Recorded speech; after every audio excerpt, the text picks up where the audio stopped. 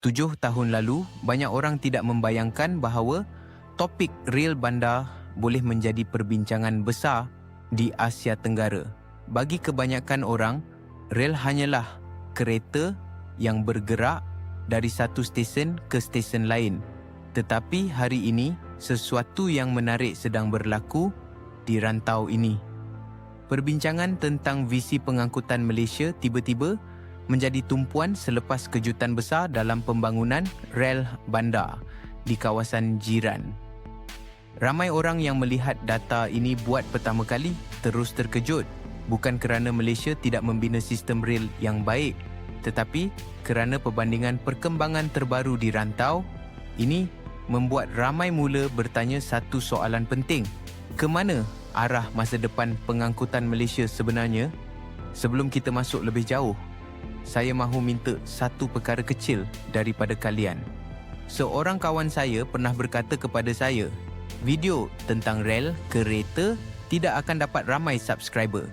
Orang rasa topik ini membosankan. Tetapi saya percaya sesuatu yang berbeza. Rel kereta menentukan bagaimana jutaan orang bergerak setiap hari. Rel kereta menentukan sama ada perjalanan ke tempat kerja mengambil masa 30 minit atau 2 jam. Ia menentukan tahap kesesakan, pencemaran udara, produktiviti bandar dan kualiti hidup rakyat. Jadi kalau kalian percaya infrastruktur pengangkutan adalah perkara penting yang membentuk masa depan negara, tekan subscribe sekarang. Mari kita buktikan bahawa cerita tentang pembangunan dan masa depan bandar sebenarnya sangat penting untuk dikongsi. Sekarang mari kita lihat kenapa visi pengangkutan Malaysia tiba-tiba menjadi perhatian ramai. Untuk memahami situasi ini, kita perlu kembali kepada titik permulaan. Malaysia sebenarnya adalah antara negara terawal di rantau ini yang membina sistem rel bandar moden. Pada tahun 1996, LRT Ampang mula beroperasi. Tidak lama kemudian, LRT Kelana Jaya mula berkhidmat pada tahun 1998. Sistem ini kemudian diikuti oleh monorel Kuala Lumpur pada tahun 2003 yang menjadi ikon pengangkutan bandar di ibu kota. Selepas itu, Malaysia terus mengembangkan rangkaian relnya dengan projek yang lebih moden seperti MRT Kajang Line yang mula beroperasi pada tahun 2017 dan MRT Putrajaya Line pada tahun 2023.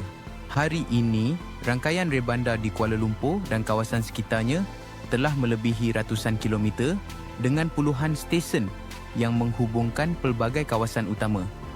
Bagi ramai pemerhati antarabangsa, ini adalah pencapaian yang sangat mengagumkan.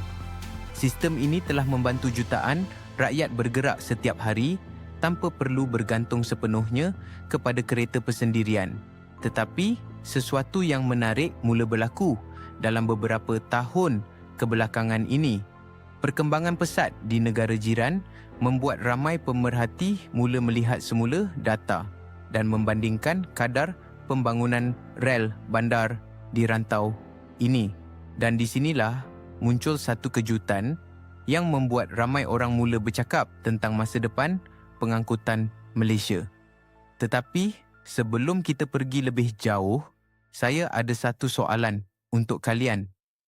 Pada pendapat kalian, adakah rangkaian rel bandar di Kuala Lumpur hari ini sudah mencukupi untuk masa depan bandar yang terus berkembang? Atau adakah Malaysia perlu bergerak lebih pantas dalam membina sistem pengangkutan baru? Tinggalkan pendapat kalian di ruangan komen. Sekarang, mari kita lihat bagaimana situasi ini mula menarik perhatian ramai. Dalam 2 dekad pertama pembangunan rel bandar Malaysia, negara ini membina sistem yang stabil dan konsisten. Setiap beberapa tahun, projek baru dilancarkan. Rangkaian terus berkembang secara berperingkat.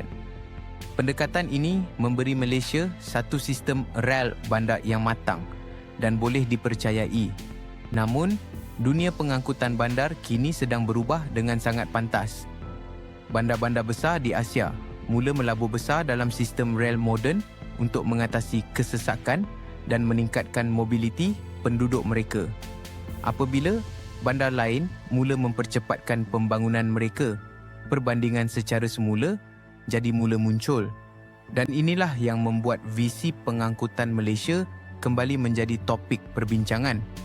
Ramai pakar pengangkutan mengatakan bahawa masa depan bandar moden akan sangat bergantung kepada sistem rel yang cekap dan luas.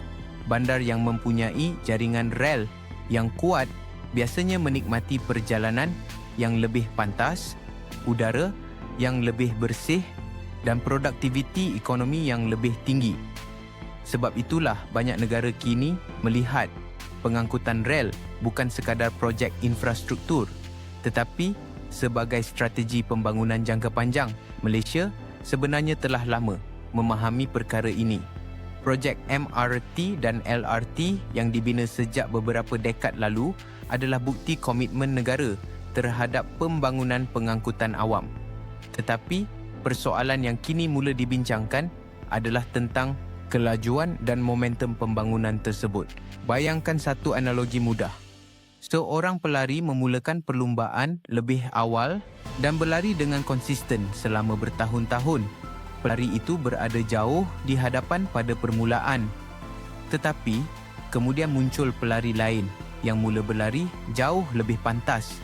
Persoalannya bukan lagi siapa yang memulakan dahulu, tetapi siapa yang akan sampai ke garisan penamat dengan momentum yang lebih kuat. Perbandingan seperti inilah yang membuat ramai orang mula melihat semula strategi pengangkutan bandar di Malaysia.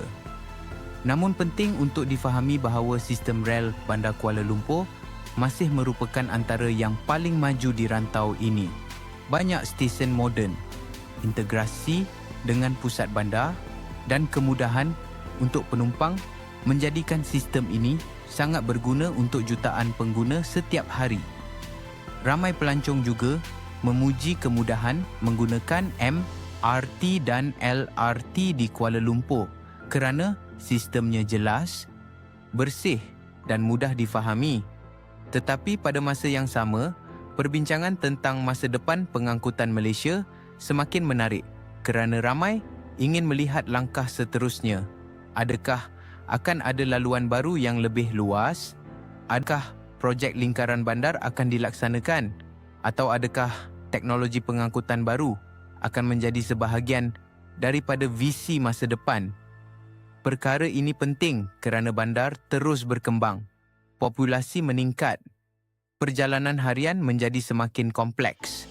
Tanpa perancangan pengangkutan yang berani, kesesakan boleh menjadi cabaran besar bagi bandar yang sedang berkembang pesat. Sebab itulah banyak pakar kini bercakap tentang konsep ekosistem pengangkutan multimodal.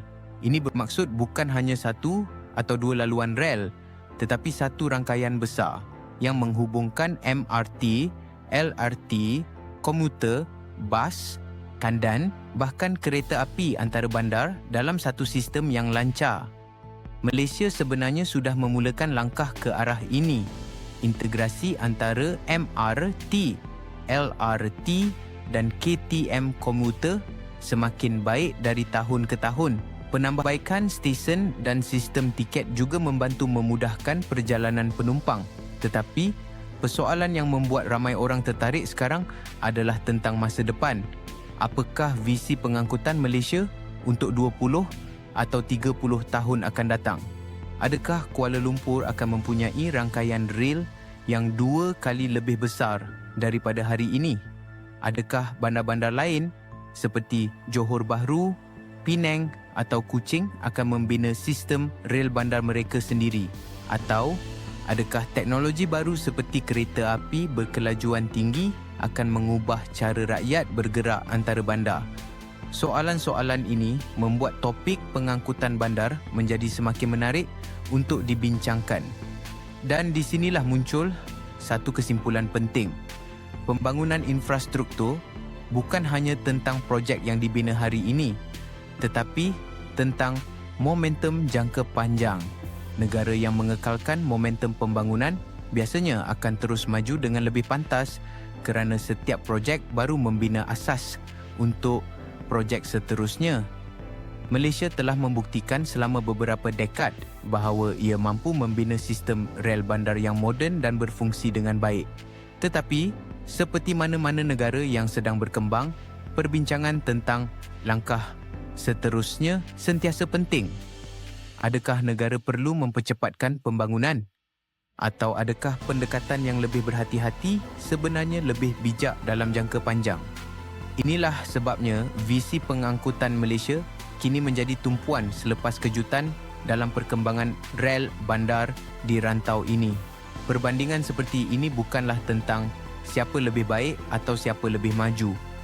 Ia sebenarnya membuka ruang untuk perbincangan yang lebih besar tentang bagaimana bandar-bandar di Asia Tenggara boleh berkembang dengan lebih bijak dan lebih mampan. Sekarang saya ingin mendengar pandangan kalian.